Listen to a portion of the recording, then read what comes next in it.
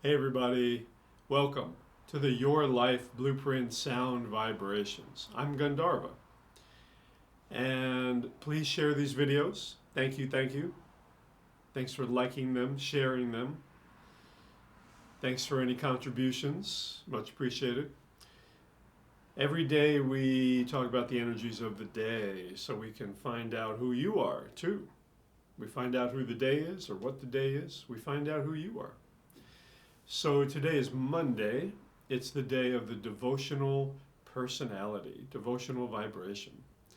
And that's a motherly energy, it's a divine feminine energy. And today we'll speak about the aspect of it that is all about myth and archetype. Stories and storytelling are a big part of the devotional vibration, especially if you have the devotional in the spiritual part of your blueprint.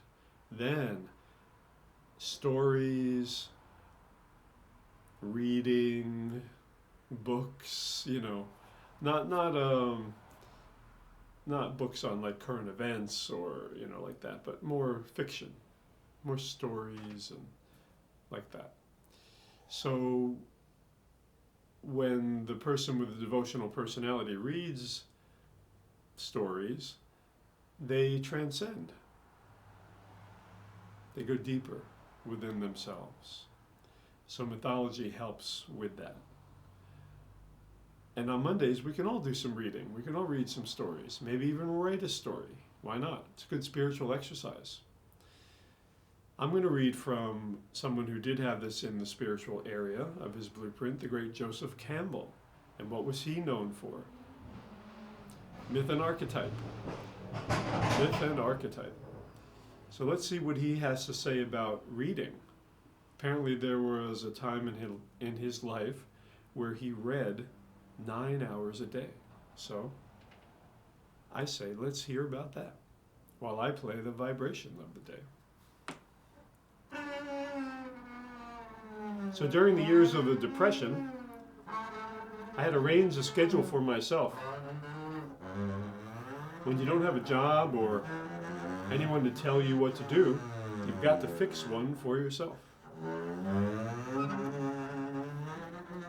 I divided the day into 4 4-hour periods, of which I would be reading in 3 of the 4-hour periods, and free one of them.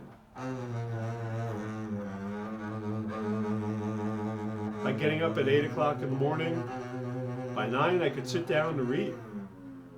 That meant I used the first hour to prepare my own breakfast and take care of the house and put things together in whatever shack I happened to be living in at the time. Then 3 hours of that first 4-hour period went to reading. Then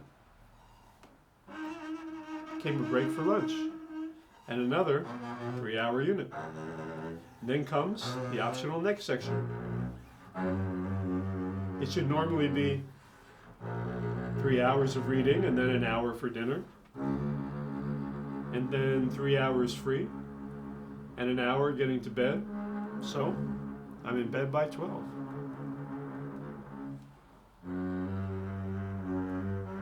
On the other hand, if I were invited out for cocktails or something like that, then I would put the work hour in the evening and the play hour in the afternoon.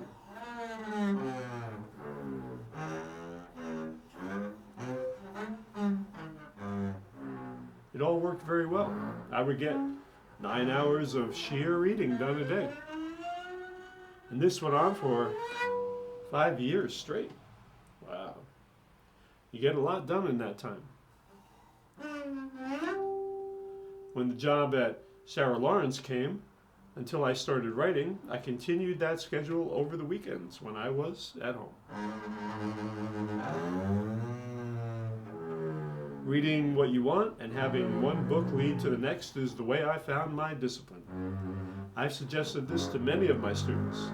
When you find a writer who is really saying something to you, read everything that writer has written, and you will get more education and depth of understanding out of that than reading a scrap here and a scrap there and elsewhere. Then go to people who influenced that writer or who were related to him, and your whole world builds together in an organic way. That is really marvelous.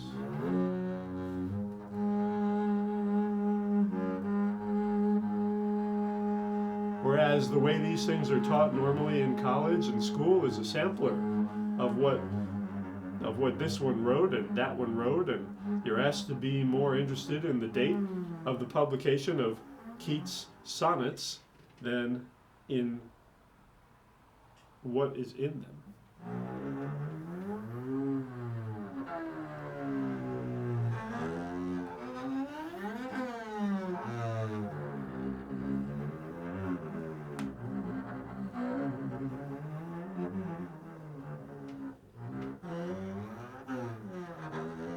So burn some sandalwood incense, essential oil, put on some white today, go read a book.